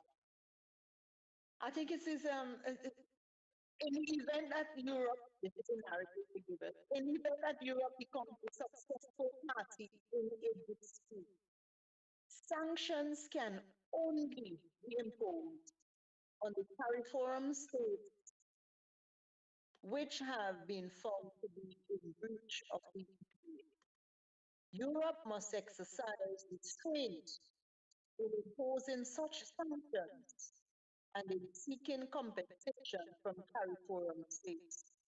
And it says here there is no corresponding CARIFORUM obligation. That is, in a nutshell, what chapter 2 specific to Part 3 of the EPA, dispute avoidance and settlement. I'm going to ask a strange question. Is it fair? Is that part fair? That there is no corresponding tariff forum obligation because Europe must exercise the restraint in imposing sanctions and seeking compensation from the tariff forum states. And in the event that Europe becomes a successful party in a dispute, sanctions can only be imposed on the carried forum state or state which have been found to be in breach of the EPA. Do they anticipate that the carry forum states would be in breach of the EPA? And if so, why? If so, why? Any one of you? So you see how that is worded and said. Um, so sanctions can emanate from non-compliance. So you can have a non-compliant measure occurring or flowing from a CARIFORUM member state based on technical deviation of the requirement. So technical deviation will speak to how a particular product or to be designed or made based on its intrinsic set of characteristics. Yeah, type, weight, measure, so on, versus a standard that can be associated with um, what is generally accepted about a particular product, which is not legislated, but it will be a standardized or common way of marketing this product. So giving a particular description to a product. So like a crate of eggs contain XYZ as opposed to um, this bottle of oil has in canola oil as such, it's such density, etc., etc. So the technical specifications there can be breached. So in looking at sanctioning, the question is when you're comparing the EU to the CARIFORUM state, definitely you have an inequitable system of comparison. And we may say we are taking this as a cop out, but it's not a cop out. The factual situation is that it is inequitable because we are interfacing and interacting and trading with well advanced society. In all sorts of scales, economies of scale, production, design, manufacturing and design, advertisement. Um, we don't know what happened behind the scenes in terms of horizontal agreement, in terms of price rigging, market sharing, in terms of cartels. What sort of cartels are we competing against? A cartel association of a firm that explicitly agrees to coordinate activities and therefore not to compete with each other. But if these cartels will agree, okay, we're not competing and we can fix prices. The central feature of a cartel is an agreement to restrict one of the main aspects of competition, price or output in order to raise prices. And this happened in OPEC. So this is something that we are well aware of. So for competition law purposes, cartels refer to private conduct, not government practice.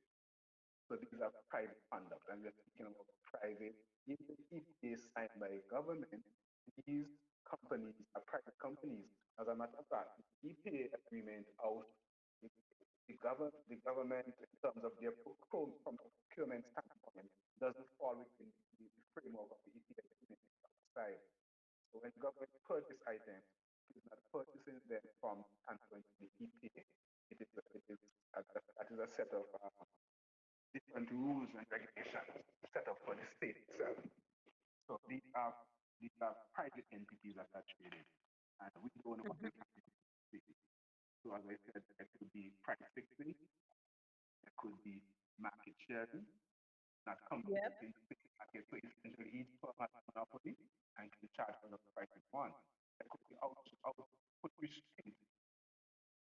Let's not produce so much so that we can have a positive impact on the prices going upward. So, um, to me, how the wording of it indicates to my mind system that is choose appearing towards the tariff reform states for the reason we just said, based on competitive forces that are working and will never be fair. That I think is equitable and I just can't. Yes, that's Okay. right. All right. Thank you, Mr. Williams. Hello. Yes, Mr. Williams. Yeah, well, we actually get into the chosen of this program, so I think this might be my turn to wrap up. And Yes. as Rohan do mentioned, I mean, these are some critical issues that we need to address in terms of the underlying factors, in terms of these barriers and penalties. But um, what we have to start to do is to address things from the grassroots because we don't expect these agreements to just change overnight. And also, what Farron also mentioned is what are they bringing to the table? We are actually only receiving a written contract, but and most likely Ghana is a perfect example. As we know, Ghana and Ivory Coast combined together is the world's largest exporters of cocoa. And it's just recently the Ghana president are trying to actually change the trade agreement because all Ghana have done for over 5 centuries is just exporting the raw material and then they import a Nestle bar, a Snicker bar. So what they're trying to do now is trying to say again. The how sad. That's exactly, and this is exactly because we are not thinking about one of the panel mentioned about manufacturing. That is not in our mindset. Like we have banana. Now you can actually have banana flour. You have simple as we know banana chips. We also realize that there's so much nutritional value in the banana skin itself. So Right. as we one of the panel mentioned, I think it's Marcus Garvey who quoted it, and it's also biblical as well that the people will perish for lack of knowledge. And one of the things that we like when I did agriculture, I mean, I came from an agriculture background, and eventually I did it extensively. And thanks to Mr. Bullock because we went into it quite in depth because he was trying to prepare us for international. I don't know if he's still around, but this was one of the person who I know has an international mindset towards agriculture. So he was working very closely with us. And one of the things that is actually destroying us at the moment, we are actually still in that peasant mindset and we're not in a manufacturer mindset. So if you look at since independent, we haven't really advanced much. So when we did agriculture, the definition for weed is a plant that is grown where it is not needed. Now, from a knowledge point of view, if you don't understand the nutritional or the benefits of that plant, you can just classify it as a weed because it's grown where it is not needed. Now, you look at so many because recently, we have this plant that we have in St. Vincent. We call it pissa bed as in a local name, but I don't know. When you touch it, it has some freckle on it. When you touch it, it closes in. But the actually scientific name for it is Mimosa padisa. Now, that plant is actually one of the cure for asthma, along with marijuana as well. And come to marijuana, there's so many things because I was working with a fellow colleague of mine who is actually a shareholder and also a partner in a marijuana business. And he was telling me so many byproducts that actually can come out of marijuana. I had bags of bought, their clothing, mattresses, rope. There's so many things. So what we need to start to do is think on a large scale. And the thing is that our institution are not gearing us for these things because St. Vincent, as one of the panel mentioned, there's so many. We are walking on gold because even the volcanic ash, that is something that has so much nutritional value in it, and also agricultural base as well in terms of fertility. And we can actually sell volcanic ash. So what we could have done instead of, it's just the same like the stock market. If you're not aware about investment, you start to panic. But then if you understand the investment market, what you can do is look for those stocks that actually have longevity in terms of history and actually history and also equity and also longevity. And when the price goes down, you buy. And then obviously, it may take a while for it to come up, and then you because when you invest long term. So the thing about us, I mean, as I say again, it has to start from the grassroots. So we have a long way to go, but again, we are still stuck into that. Everything that we agree with, it has to be sanctioned by the Europeans. So where is our standard as a people?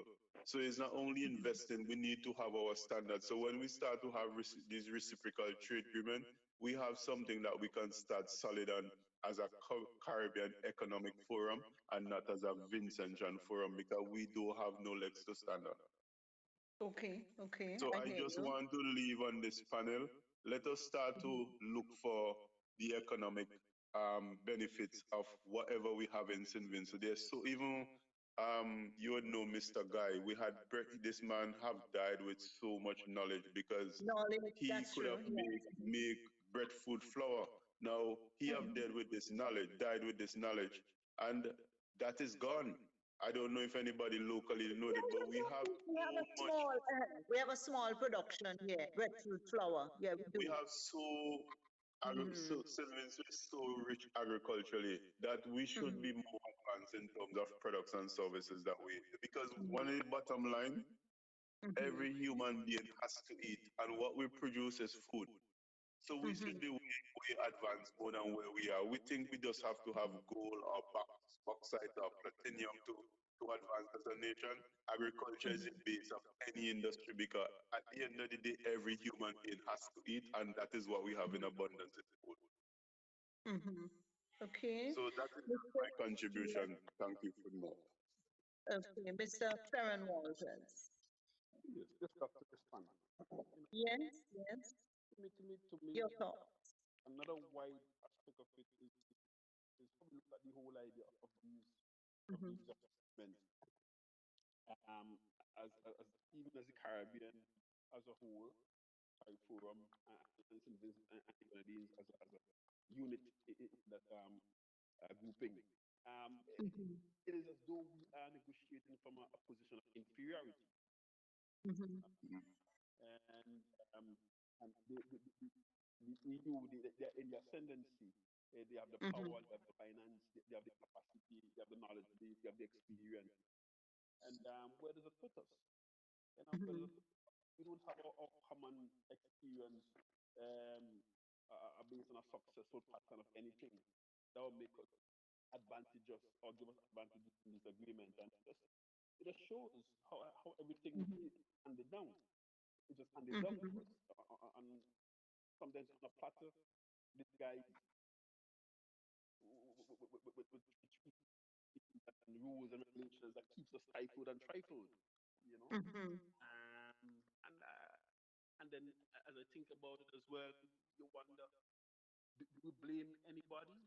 It's a blame game, but I'm really pointing my fingers to the governance of our region, the leadership of our region, and again, even our own individual country.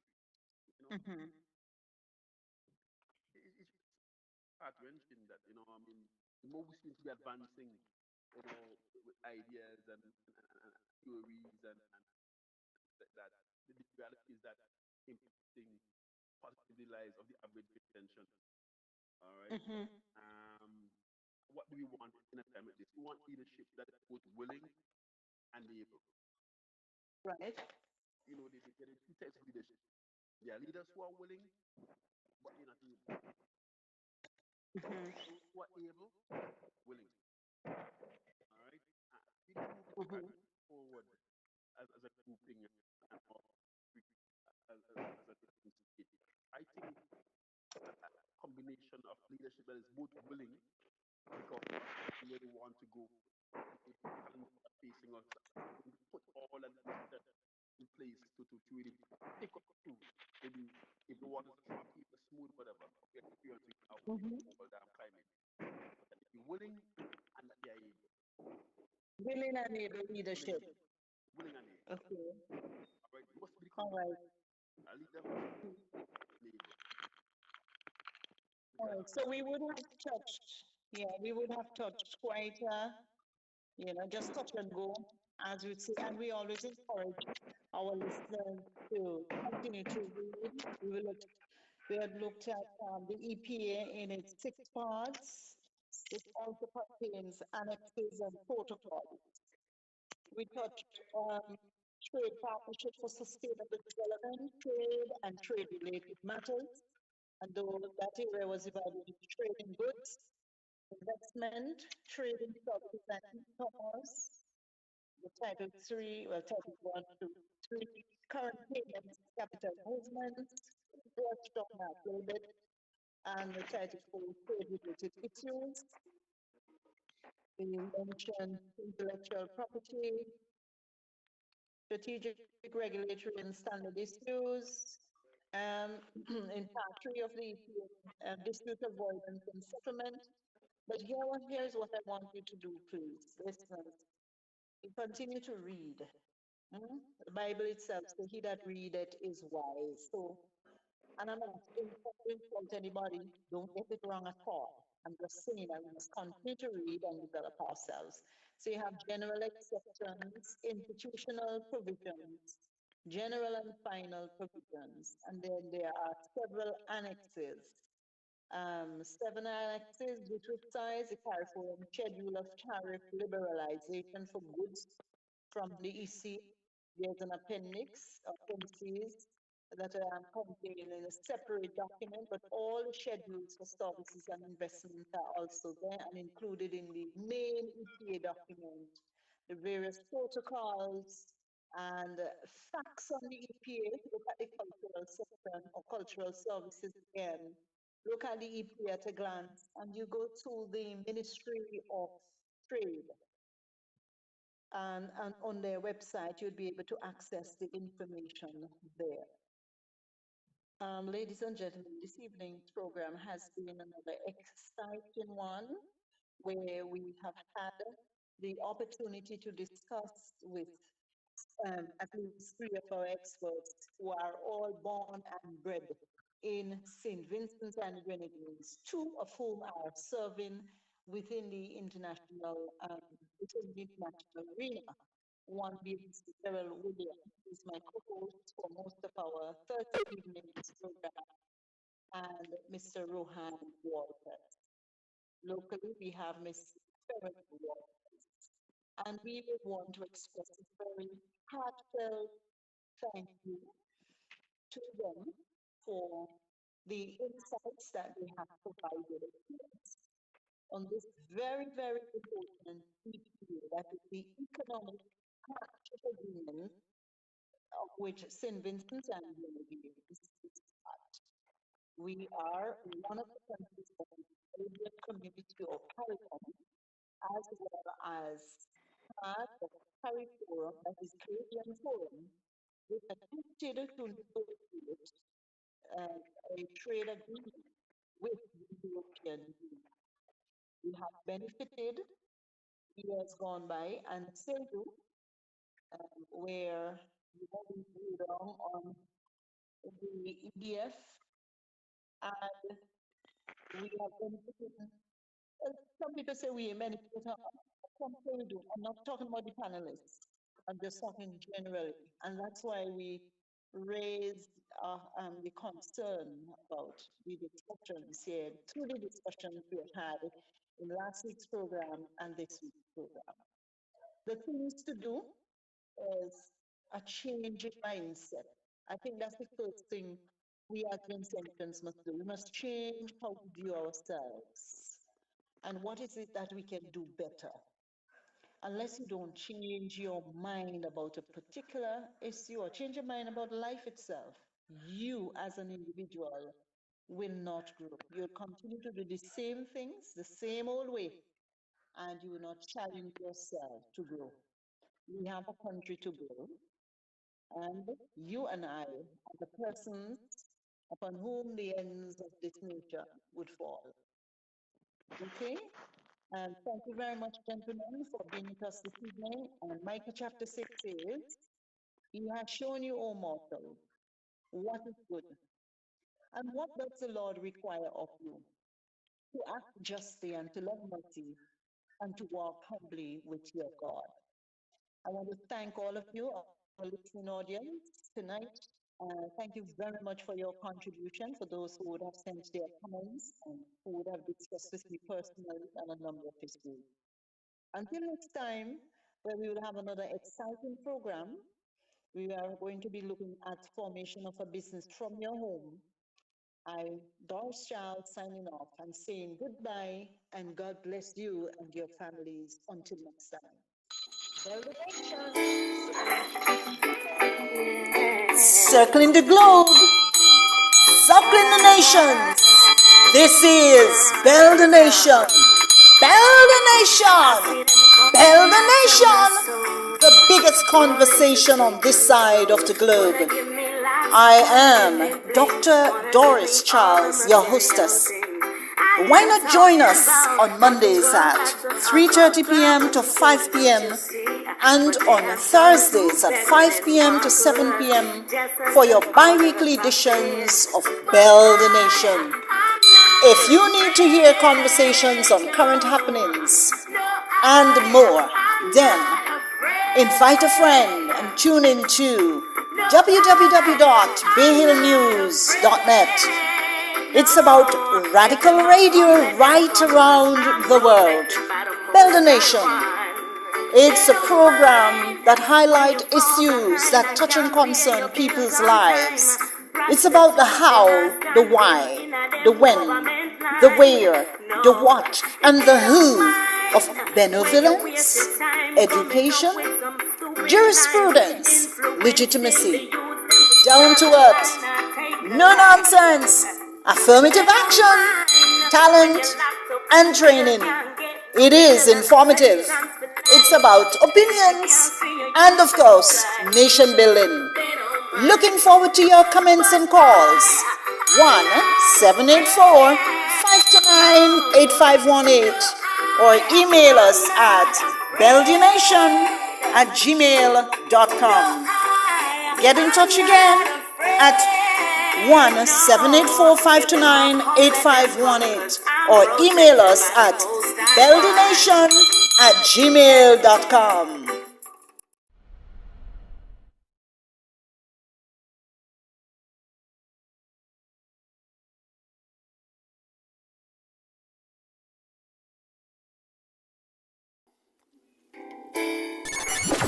The Sports Block, SVG's newest sports commentary program on Bay Hill News Network, featuring hosts Roxelle John and Warren Oliver. Saturdays, 6 p.m. to 9 p.m. Informative? Check. Interactive? Check. Heated and opinionated? Check. Look out for special guests each week. Log on and speak out by calling 529-8518 to the Sports Block. Saturdays, 6 to 9 p.m. only on Bay Hill News Network. www.bayhillnews.net is the parent body of Bay Hill News Network. We do Facebook Live for church service, funeral service, lecture, sporting activity. For more, contact at bayhillnewsnetwork@gmail.com or call 1-784-529-8340.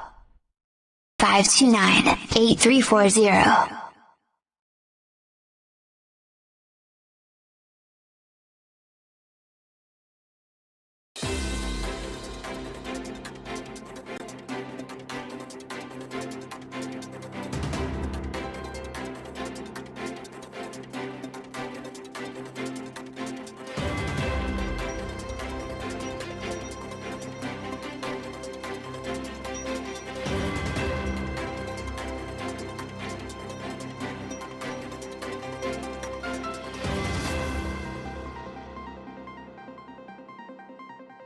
Good day and welcome to the New Times News for the 7th day in the month of April 2022. My name is Colin Graham.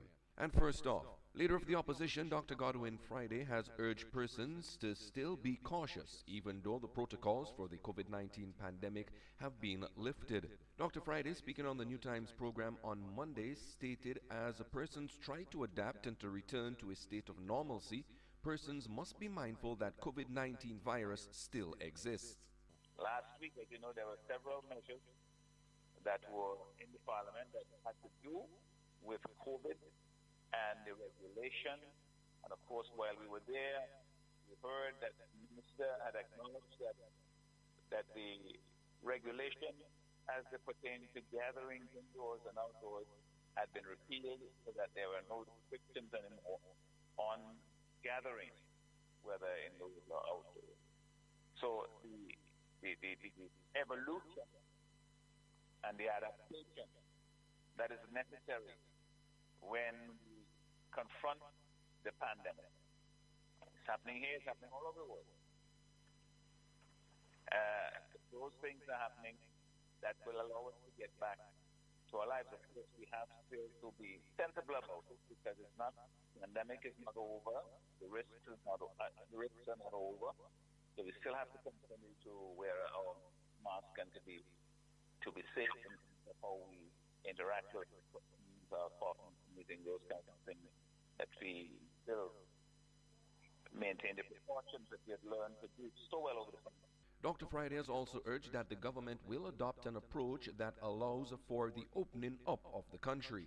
We have to get back to our lives. And we urge that the government start moving towards a posture and introduce policies and approaches to allow us to open up more and more as we go forward in a way that still does pays attention to the continuing risks that are there. Dr. Friday is of the view that the discussion in Parliament were relevant and legitimate to what is happening. We were talking there about two bills in particular. One was an amendment to the Teacher Pension Act, which was last Thursday, which would allow teachers who attained the age of 55 at least to be able to qualify for their pension if they lost their jobs, if they were fired, if they resigned because of the vaccine mandate.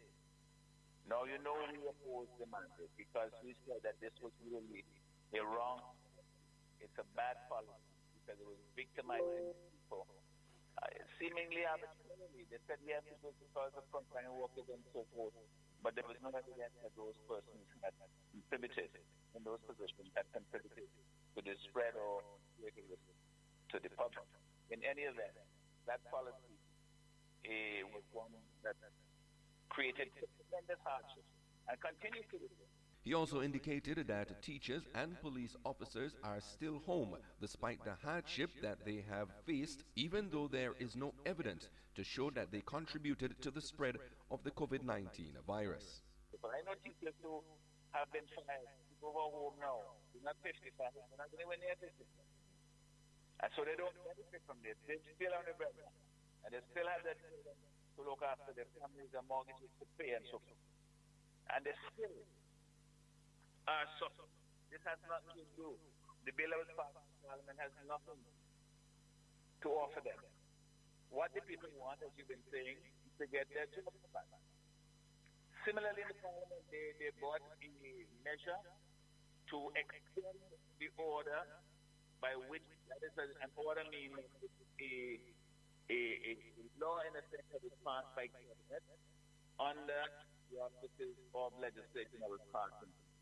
So they have this order that said that police officers who had been away from their jobs 10 days or so were deemed to have been because of they were away because of the vaccine mandate. So they brought it in to extend because the law had to come to Parliament at least in 2 months' time, and if not, then certainly you have to come within 6 months to extend that order. And the people came to Parliament to extend that order in a sense to give effect to the ability to say that police officers who didn't take the vaccine that they had resigned from their job. Dr. Friday said that the government is now trying to minimize the disastrous consequences of the boneheaded policy of firing people because they did not vaccinate. Dr. Friday is of the view that the situation is returning to normalcy, that persons should be given back their jobs with full benefits as is happening all around the world.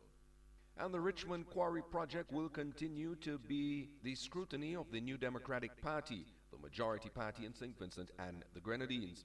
For this reason, the leadership of the NDP is inviting the residents of North Leeward to a public meeting in Fitzhughes at Atiela's shop on Friday the 8th of April from 6:30 p.m. There is still much to be said about the Quarry Project, and the New Democratic Party's President Dr. Godwin Friday, Vice Presidents Major Sinclair Leacock and Nigel Nature Stevenson, and the NDP's caretaker for North Leeward, Roland Patel Matthews, will have a great deal of information to reveal.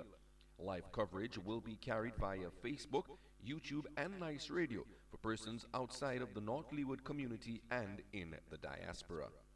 And finally, Parliamentary Representative for West Kingstown, the Honorable Daniel Cummins, has reiterated that no environmental impact study was done for the quarry project at Richmond, and questioned the answer that the Minister of Transport and Works gave to a question that was asked about the environmental impact study for the project by Dr. Friday in Parliament last Thursday. That minister goes in Parliament to tell the people of this country that a study that Dr. Murray did for a completely different project, with a completely different scope, in a completely different time, that bears no relationship to this madness.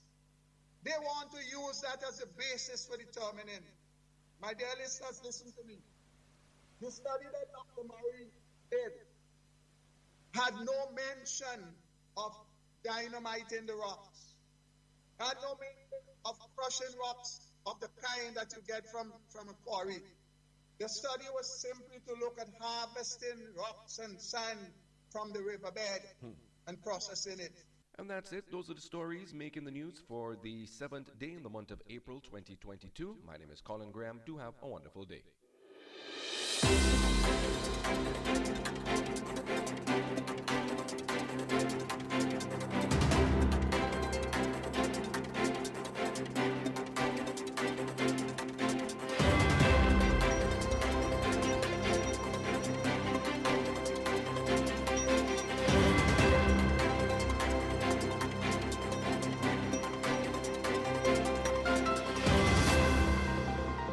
www.bayhillnews.net is the parent body of Bay Hill News Network. We do Facebook Live for church service, funeral service, lecture, sporting activity. For more contact at bayhillnewsnetwork@gmail.com or call 1784-529-8340.